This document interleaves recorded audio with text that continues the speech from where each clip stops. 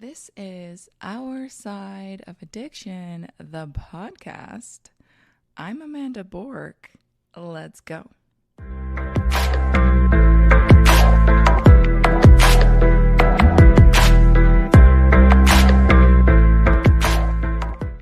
So glad to have you here with me today. I love seeing you and I love spending time with you. We are going to be looking at the subject of trauma, how trauma intertwines with addiction.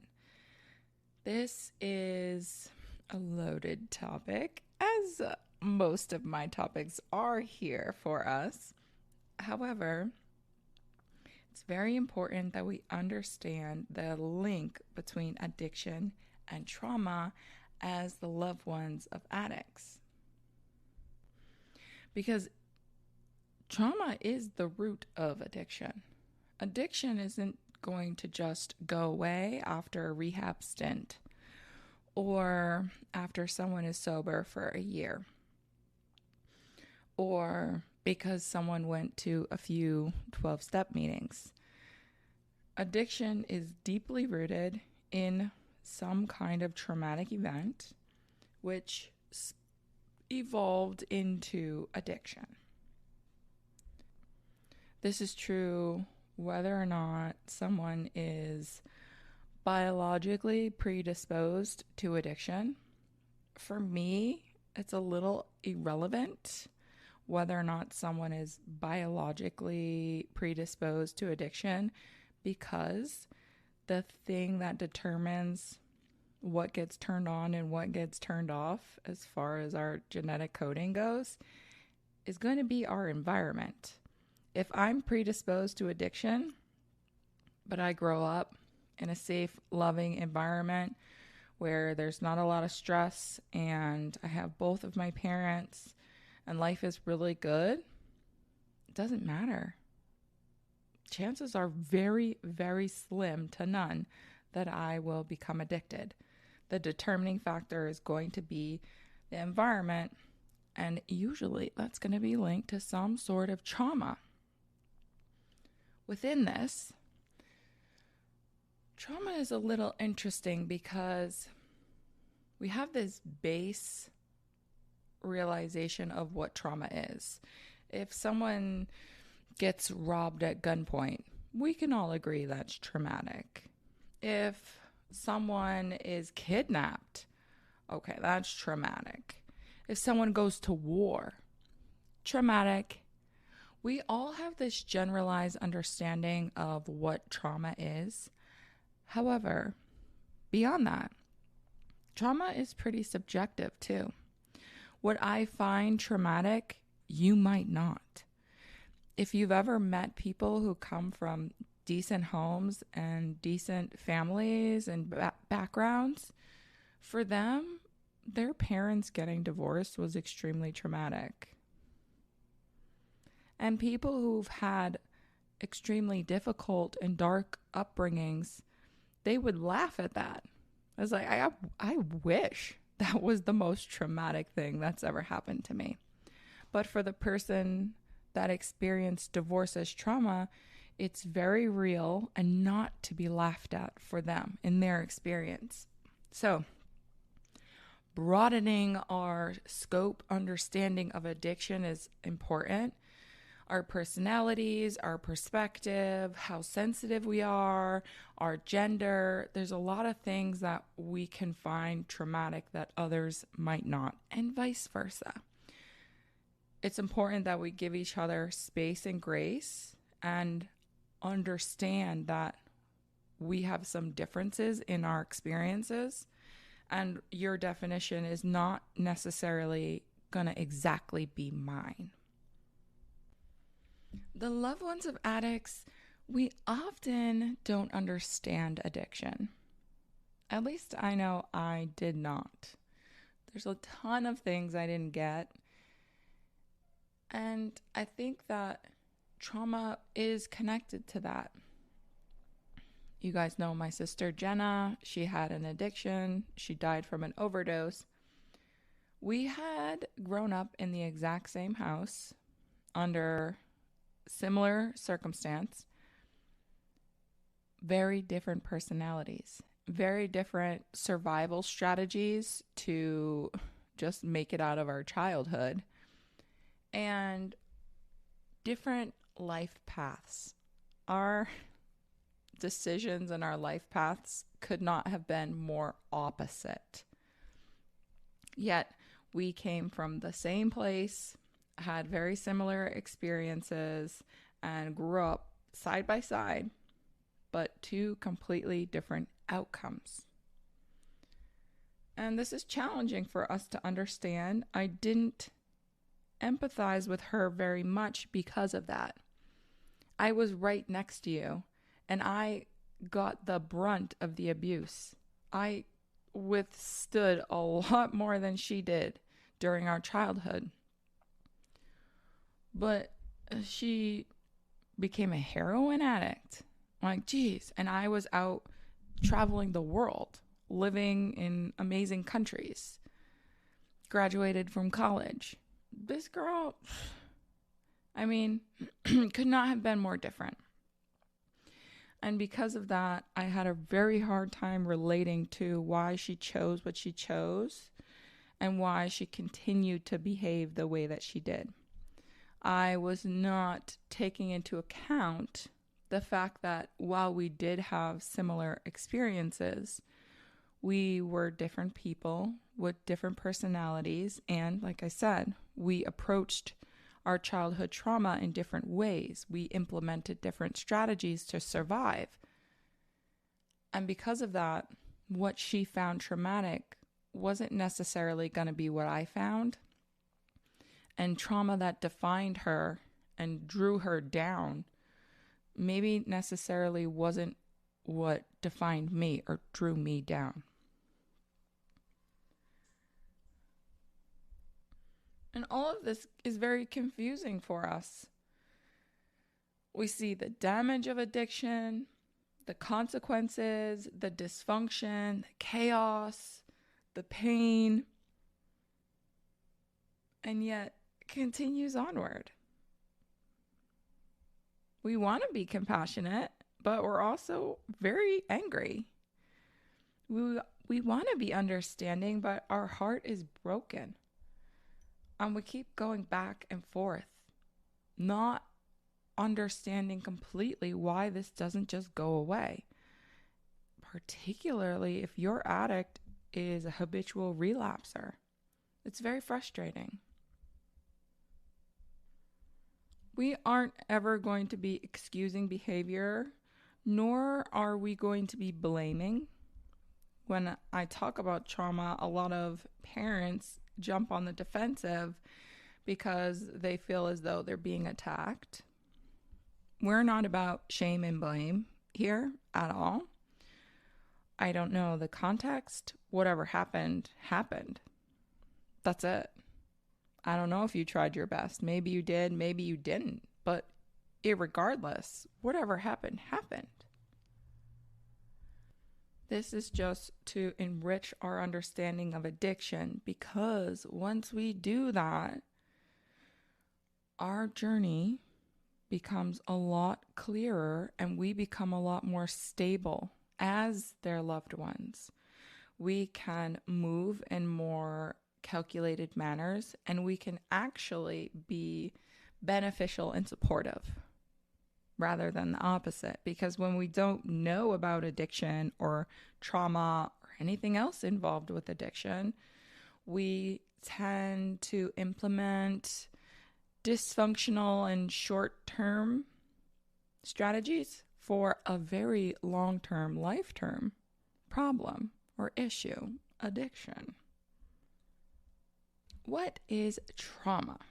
We've set a little baseline. We can all agree: war, severe abuse, catastrophic events. But trauma can be something else. Like I said, your parents divorcing, maybe a sibling moving away, something of that nature. In general, the way we define trauma is it's an overwhelming experience that exceeds a person's ability to cope. This leaves a long-lasting imprint on the nervous system. It's not just about what happened to the person, but rather what that translated to them internally. Trauma can be acute, it could be a one-time event, or even a short-term event of occurrences. It can be chronic, where we have that repeated stress or repeated abuse, the repeated events occurring again and again. And it can be developmental, growing up in instability, growing up being neglected, feeling the environment is emotionally unpredictable or not very safe. Maybe there wasn't food, something of that nature. Sometimes trauma is loud and obvious, such as war. Other times it's more subtle, such as being neglected or not being loved. Ultimately, trauma impacts our brain and it changes our brain.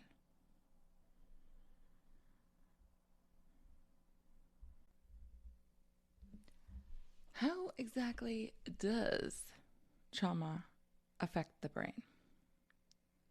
There's a part in the brain called the amygdala. It's in the very center, middle of the brain, and it's part of the limbic system. And we might consider this part to be the alarm system. Some people call it the brain's smoke detector. Its job is to detect danger. And when we have people who have experienced trauma, this part of the brain becomes overactive. Neutral situations could feel very threatening to them. Stress could feel catastrophic for them. And rejection might be unbearable, like absolutely unbearable for them. And they're living in this constant state in their brains.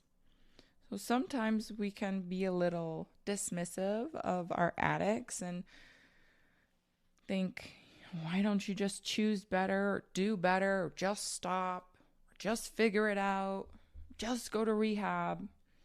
They're fighting parts of their physiological. You know that word, I can never say it. All right, forget it. They're fighting parts of their body, their brain, their biology. Okay, I'll just say it like that. I really got to practice that word. Now, as a kid, I used to say Paschetti. I don't know when that stopped, but that other word hasn't stopped its mispronunciation. So they're constantly in this state of threat and stress, and it feels so powerful that it becomes unbearable for them. What can happen is certain substances or behaviors can help them to mitigate that experience. Though it's temporary, it's a reprieve. It could be alcohol, opioids, stimulants, whatever. Those, we can think of it more as self-medicating, where they just don't want to feel threatened all day long, or like everything is a catastrophe. That's exhausting. They're using these substances or behaviors to help them calm down and not feel this all the time. And that's a relief. I mean, think if you're in that state all day long, it might feel nice to not be like that for a few hours during the day, which quickly snowballs into the majority of your day using substance to not feel like that. The next aspect of the brain would be the hippocampus. Okay. And this part of the brain is also in the center, but more toward the nape of the neck kind of area. This is for memory and context. This is how we distinguish between past and present. In trauma,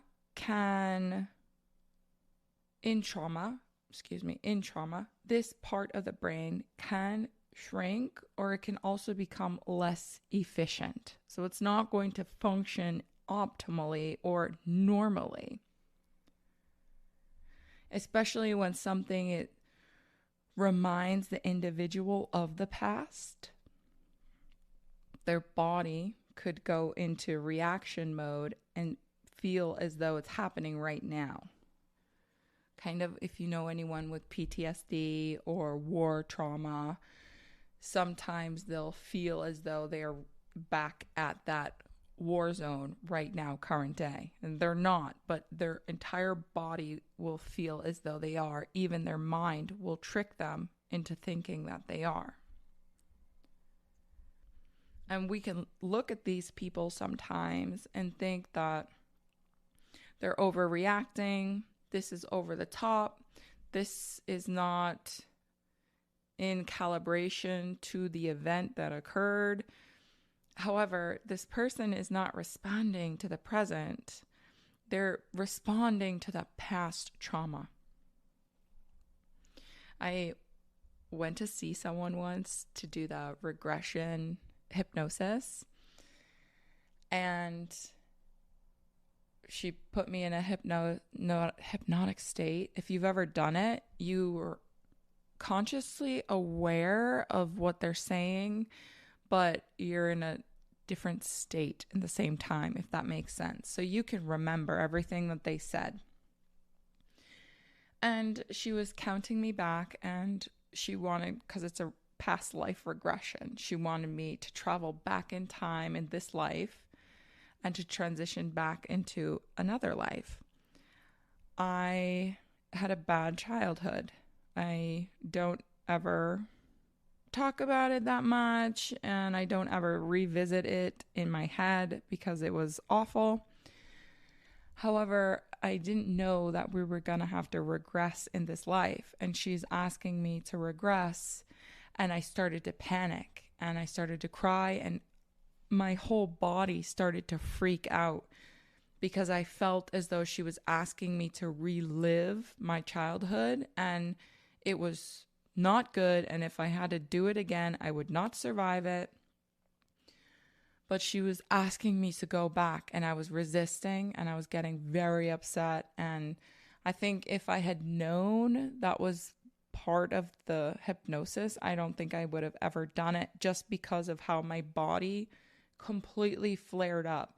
Even though I was at her office, safe, on a couch, and it was a calm place, quiet, my body felt as though it was back in my childhood, like that war zone. I felt like I was there, and I did not enjoy that experience.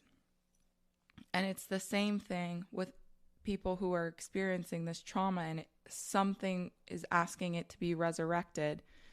You're not responding in that calm place laying on a bed. We're responding as if we were actually in that old place, which that itself can be traumatic. To ask someone to relive their trauma, that can be devastating. The next part of the brain that's impacted by trauma is the prefrontal cortex. That part of the brain is located in the front, and people refer to it as our rational brain. This is the area that handles decision making, impulse control, and even long-term planning. What happens with trauma is this part of the brain becomes weakened in its ability to regulate. Emotions, they can spike, and be very intense, more intense than anyone else might experience or more intense than the situation calls for. And the logical or rational part of the brain gets overridden. To make matters worse, when someone does have an addiction, they rewire their brain as well as the reward system within the brain.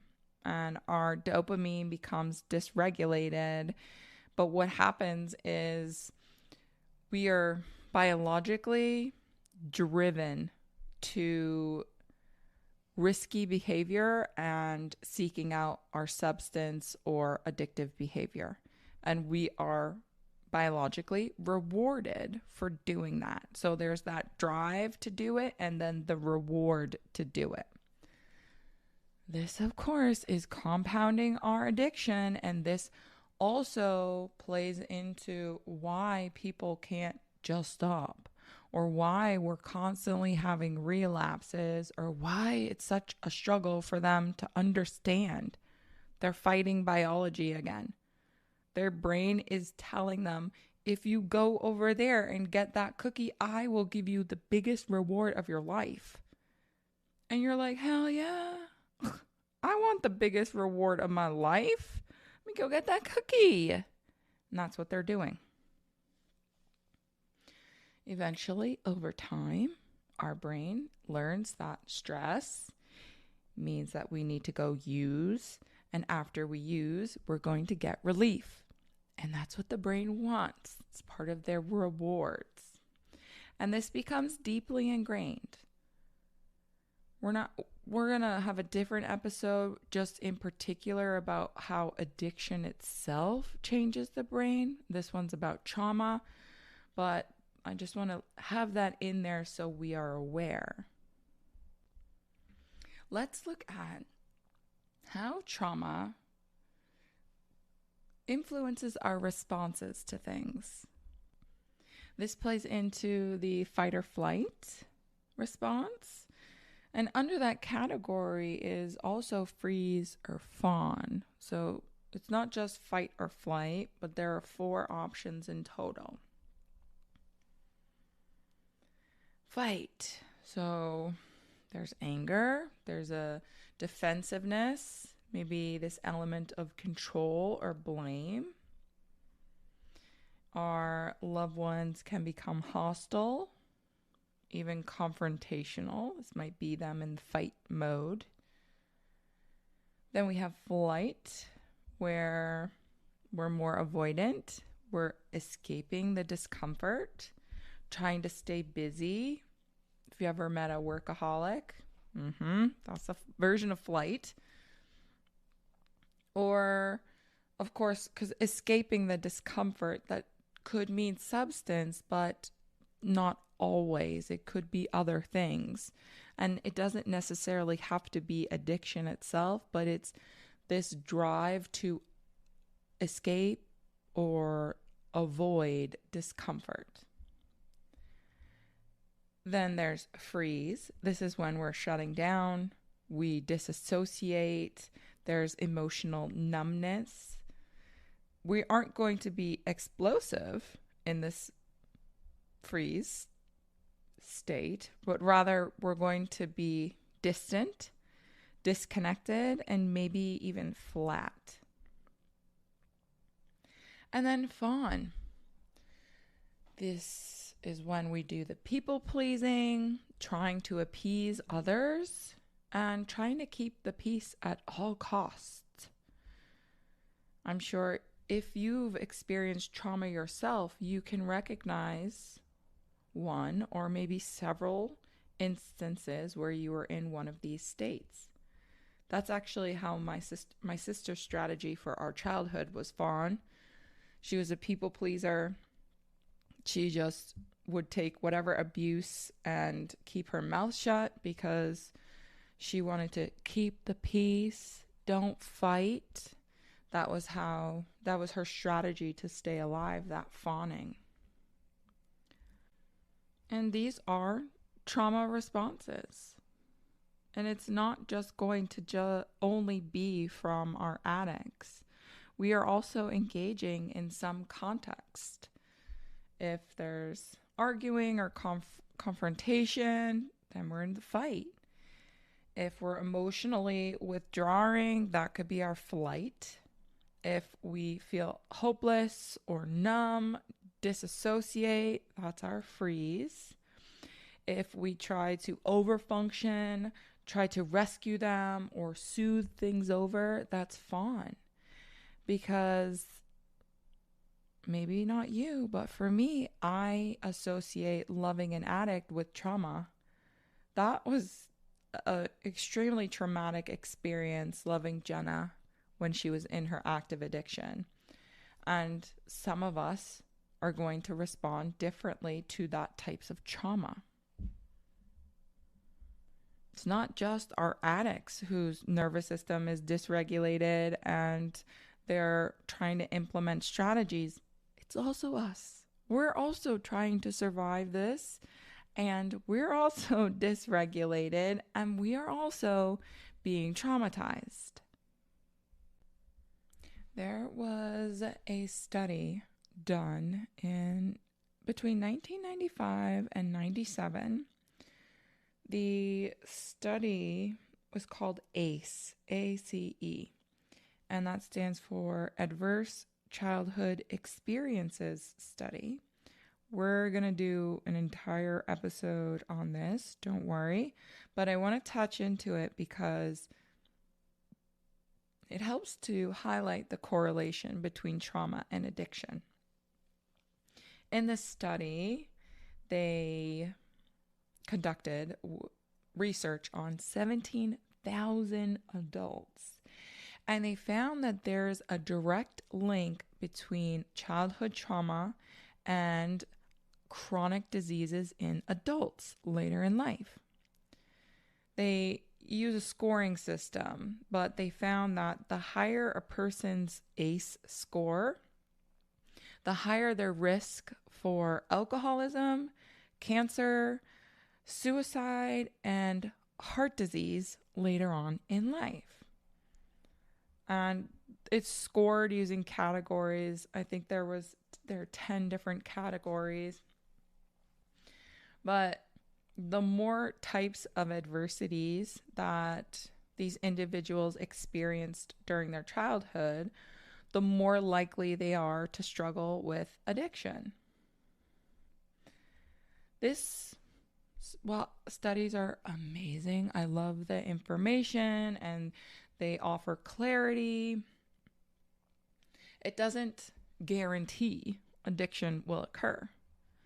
It's not a determiner, but we can't avoid the fact that 17,000 people were studied and they found there was a direct correlation.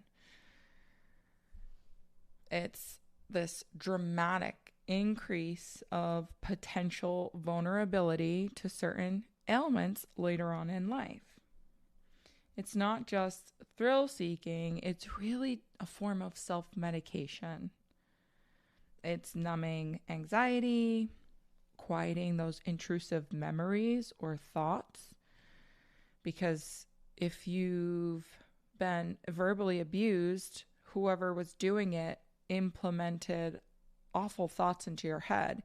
You're an idiot, you're a loser, you're ugly, you're nothing, and you spent many years having that drilled into your head. What happens is that those words drilled into your head now become your voice in your own head. And you say that to yourself. I'm an idiot, I'm stupid, I'm ugly, nobody likes me. You take on the role as the abuser. Perhaps using substances is a way to not hear that voice.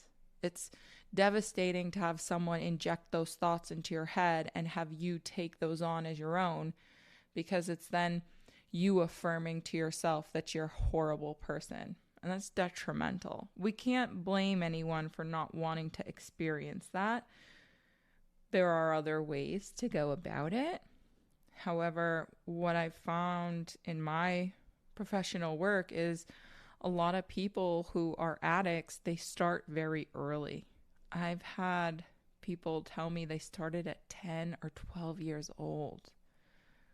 Absolute babies. There was just no opportunity for them to learn other ways to mitigate that pain and those voices in their head. They had no other options. It could also have been to escape shame, to feel something, maybe feel something other than nothing, or feel something other than that pain. We have to understand as the loved ones that this addiction, it started as a method to relieve pain. In some context, that's why they started. They just didn't want to feel like that anymore. And then it spiraled and it got out of control. I do want to touch on your sentiments on loving an addict.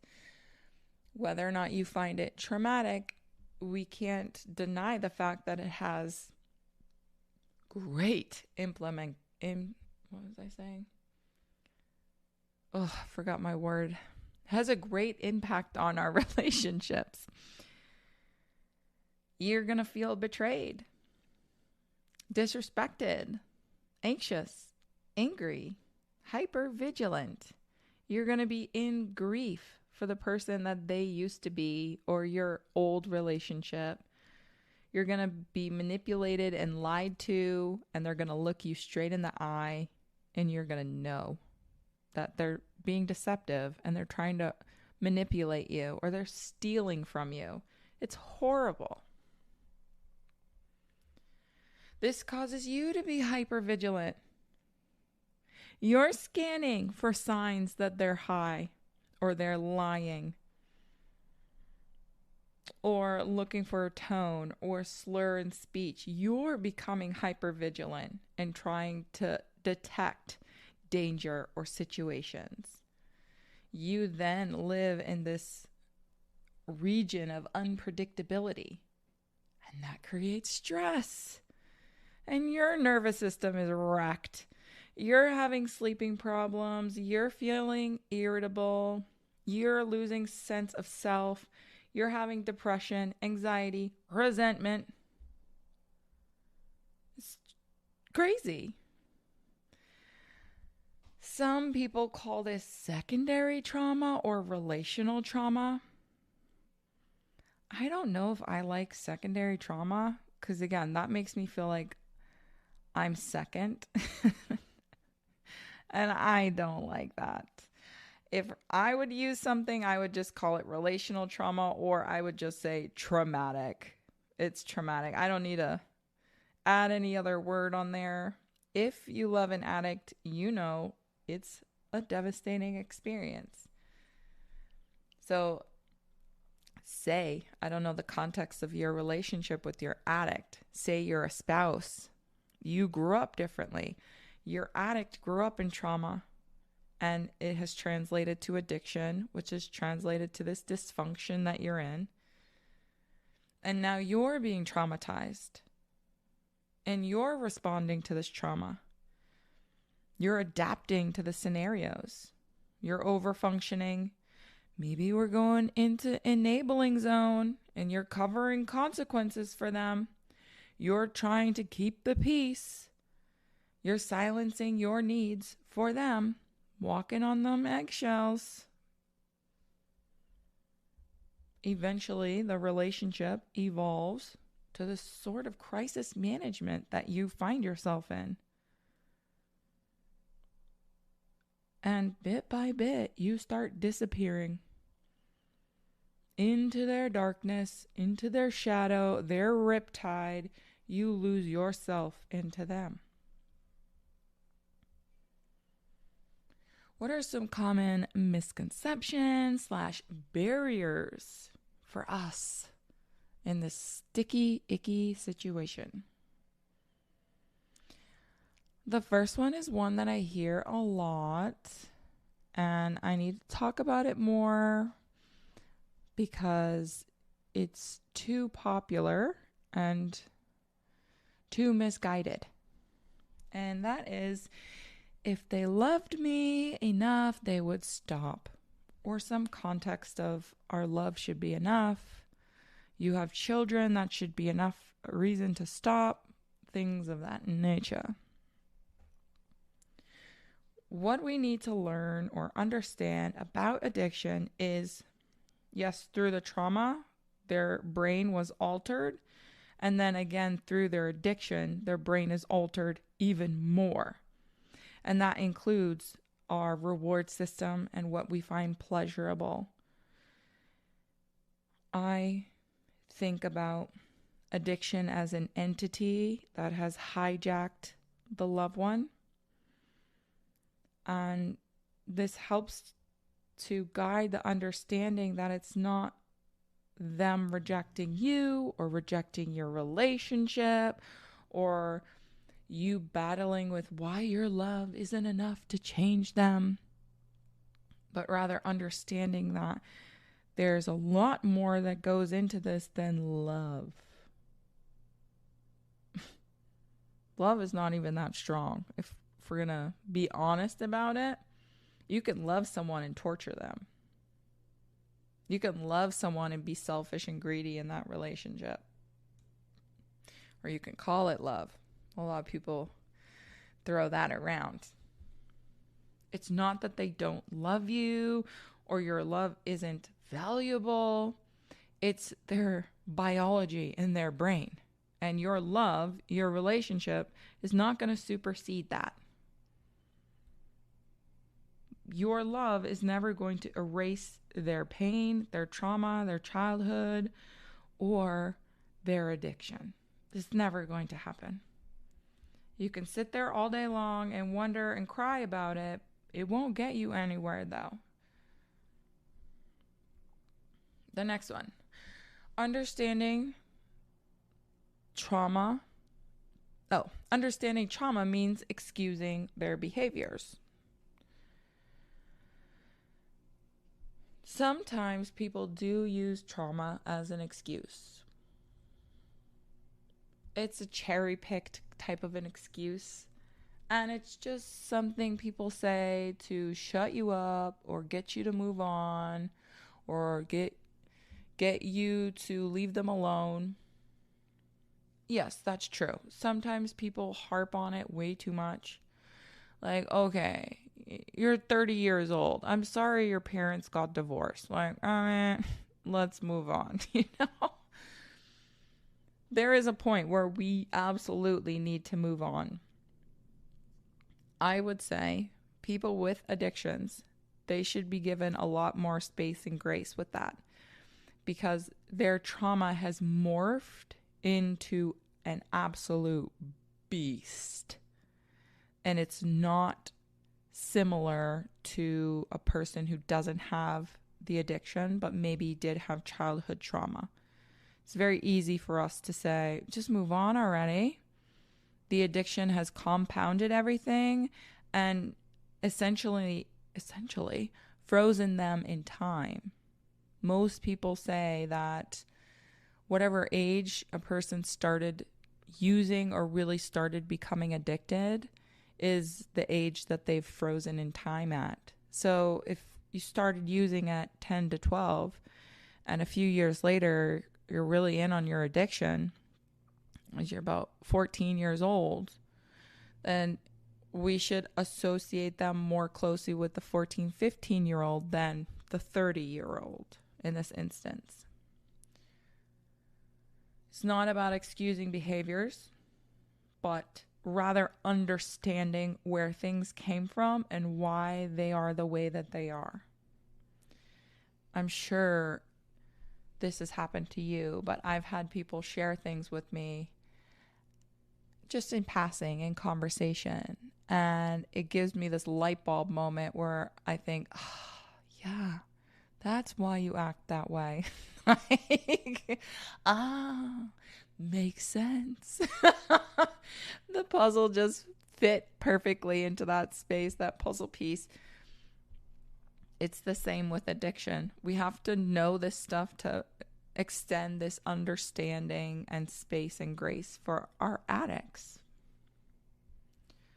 The next barrier / misunderstanding, possibly, if I set boundaries, I'll push them further into their addiction.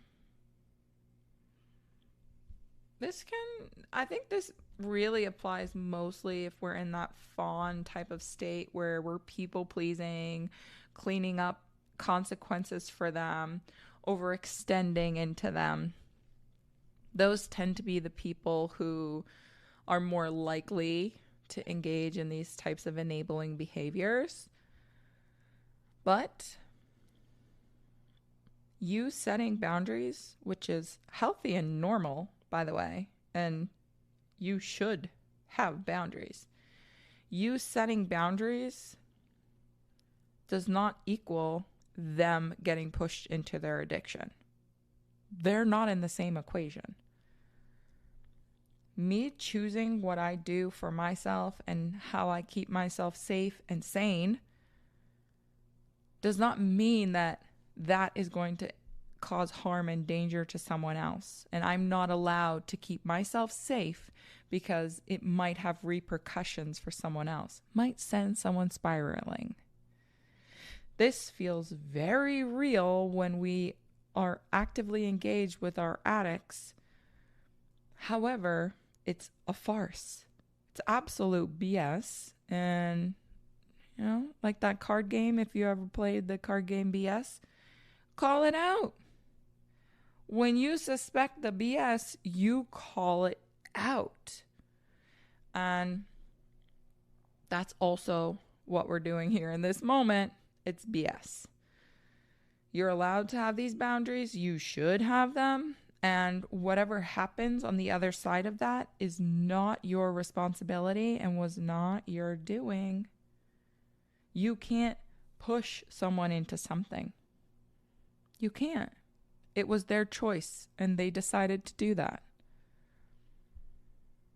The next one. Talking about trauma just keeps us stuck in trauma. Keeps us stuck in the past. I kind of believe that. I think therapy is amazing, but it's not for everyone and it's not for every instance. And it should never be a permanent thing. People will be in therapy for decades and there's a reason they're still in there. It can be that you're constantly affirming these old instances as your current experience. Constantly dredging it up and reviving it and keeping it fresh in our heads. Remember, you were traumatized as a child. Remember, you never felt safe. Remember, you never felt love and nurture. Don't forget. It can be like that. However, we have to process our trauma. And sometimes for some people, that means talking about it for a short, maybe a couple years period of time, and then moving on. This is what enables us to have that understanding of ourselves, our behaviors, dig up the root. I'm currently trying to do yard work and cleaning my backyard, and I can cut as much as I want on the surface. Those weeds, I live in Florida and it's a jungle out here. Like everyone has this joke where you clean your yard and then the next day it looks like an absolute jungle again, like you never cleaned it. It's crazy how fast stuff grows here. But I can cut the top of those weeds forever. If I don't get down on my hands and knees, because I'm not into the chemical stuff, I rather just rip it out. If I get down on my hands and knees, I got to rip out the root. And then I know that sucker is not coming back. It's very gratifying too. We have this, I don't know what they're called. It's a straight vine with thorns on it. That's all it is. No flower, no nothing. It's a green vine with thorns, and they're bitches. Fucking hate these things.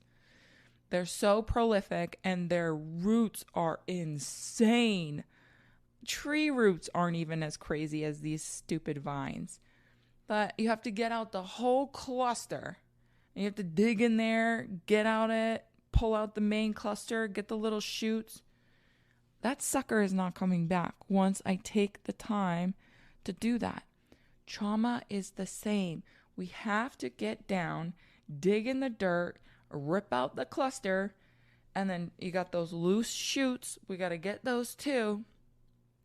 Then we move on. We can't just move on without undigging it. We can't. Because like those darn thorny green things, they're just going to keep coming back. Next week, they'll be right back where they were. No matter how many times I cut it, it's coming back. Our childhood trauma will haunt us for the rest of our lives if we don't take the time to dig out the root.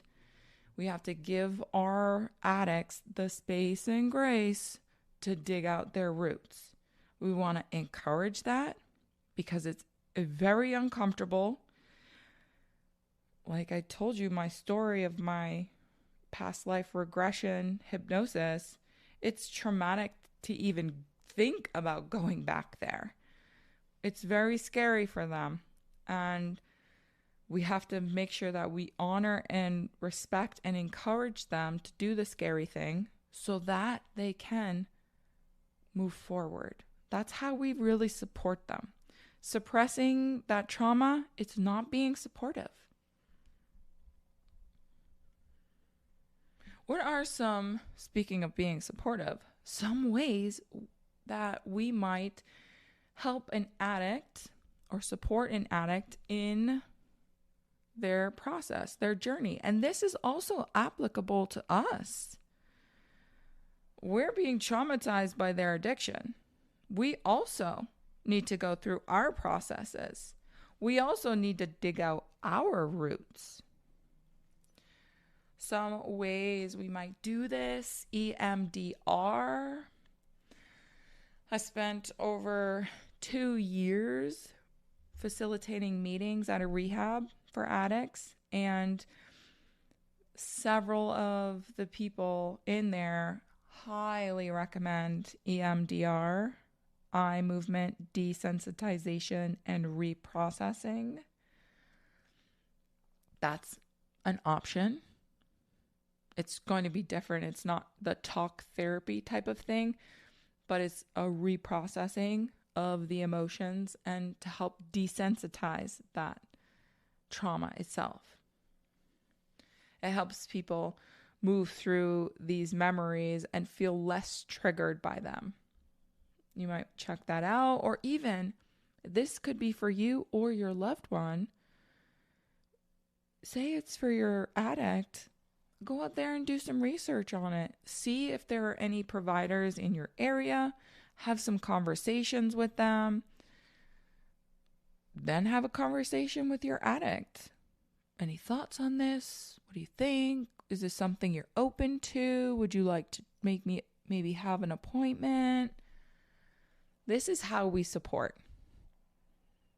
We have to also get in there, get down on our knees in that dirt, and we have to uncover some of these roots for our loved ones sometimes. Get in there and show that you're right there with them. Okay, another one is cognitive behavioral therapy, CBT. This is, again, another form of therapy that I find from my work with addicts at the rehab very beneficial, where we get to reconstruct any belief systems that are distorted, which they became distorted through the trauma and through past experiences. That's also a good one to look at. Then we have something called somatic experiencing. This helps to focus on releasing any trauma that has been stored in the body. There's a book, The Body Keeps the Score. I forget who it's by. You can Google it. but that talks about how trauma kind of gets stored and stuck within the body. And within somatic experiencing, it's a form of therapy, like an alternative form. And it treats trauma and stress related disorders, especially PTSD. The goal of somatic experiencing is to modify the stress that's related to the trauma and modify the stress response through processing. It might be interesting to look at. Let's see. We also have, what's another form? Internal family systems is, again, it's a therapeutic form of alternative therapy. And within this ideology, it's viewed that every single person is a collective system. And within this system, there are internal wounds. There's this inner part, there's a core self, and this form of therapy helps to allow people to access parts of themselves separate from the trauma. Maybe the part that's undamaged, the part that's more compassionate, an inner aspect of their self that's a leader. And this helps with connectedness to the self. That's also one option for trauma. Hey, and then there's traditional therapy as well. I want to give you some options. And a lot of addicts might choose medication to assist in their treatment, especially in rehab. I think it depends where you go, okay? But most rehabs are going to have some type of medication to help them detox and stabilize a little bit. But this also helps to stabilize the brain chemistry during the recovery process. That's also an option, medically assisted kind of treatment. Let's shift on what we can control. Let's start with what we can't control. You cannot control when, if, how someone heals from their trauma. You can't. And also, I'd extend that to addiction. You can't dictate when, how, or by with what method an addict will get recovered or get sober if they do. You can't monitor their change or their behavior. We can't dictate it. We can't love them into sobriety. Loving them enough, doing enough for them, shielding them enough. I can go on and on, but you understand. We've got our thing now. You get me. There's a lot that we can't control. What can we do then, Amanda? Tell me. First and foremost, you have your side of this experience. That's why the podcast is called that. Our side of addiction. We have our side, we have our journey, and we have to go through our journey. It's not related to our loved one. Our journey does not start when they get into rehab. Our journey starts today, if you want it to. Through support systems, communities, friends, therapists, something. We need our own support systems. Through regulating our nervous system, that's what we can control. Through boundaries, that's what we can control. Our side of the boundaries, making sure we set them and guard them. And then we can control the protection of our peace. And that might feel like it's not true. We can control our we can control as much as we can as far as that's concerned. There's always going to be some kind of chaos with an addict, a crisis, a chaos, a drama, but we can control how we engage, to what extent we're engaging, and because for an addict, literally everything is an emergency crisis. We can decipher for ourselves what actually warrants an emergency crisis seal. And we can also control whether or not we're abandoning ourselves, making sure we care for ourselves, validate ourselves, and we are in alignment with our journey in this. I have this quote here by Viktor Frankl. Between stimulus and response, there is a space. In that space is our power to choose. And I love that. It aligns with a lot of things that I love about perception, reality, our perspective. We do have the power to choose. We can't dictate our addicts, but what we can dictate is our response.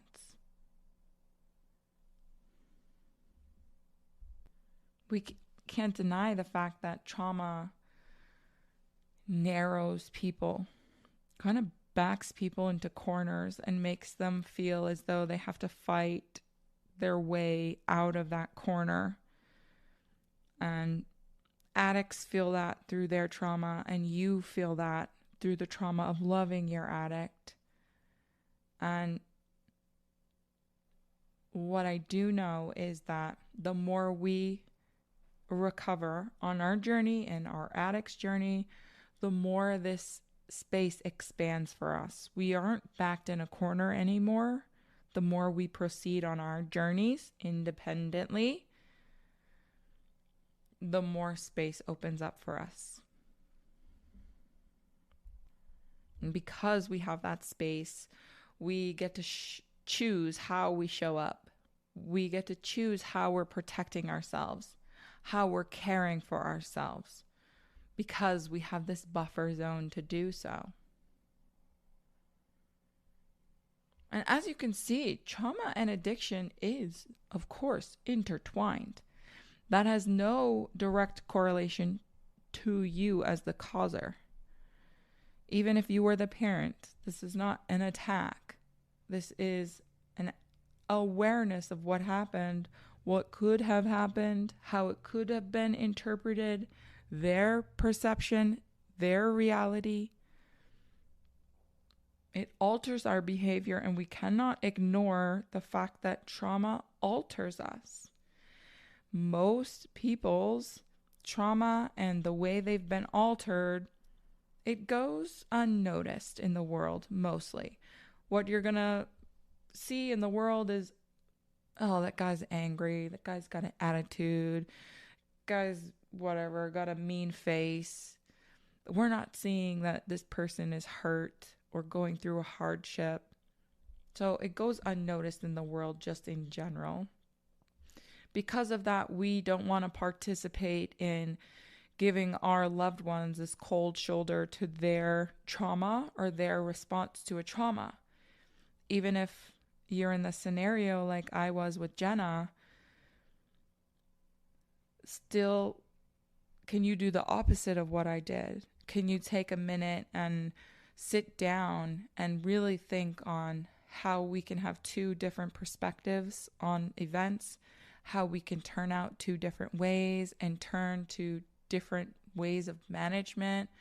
Can you offer a little more compassion for your addicts, even if you were beside them the entire time and you received the same trauma, but turned out completely differently? This helps us to replace that confusion or sometimes barrier between us with more clarity and compassion and love. And we only get there by understanding one another. Not just what they're doing, but also what might be beneath the surface for both you and them. And that's all I got for you today. I enjoyed our conversation. Thanks for being with me always. I appreciate you being here, and I am forever and always on your side and always standing next to you through better or worse. I'll see y'all in the next episode. Aloha.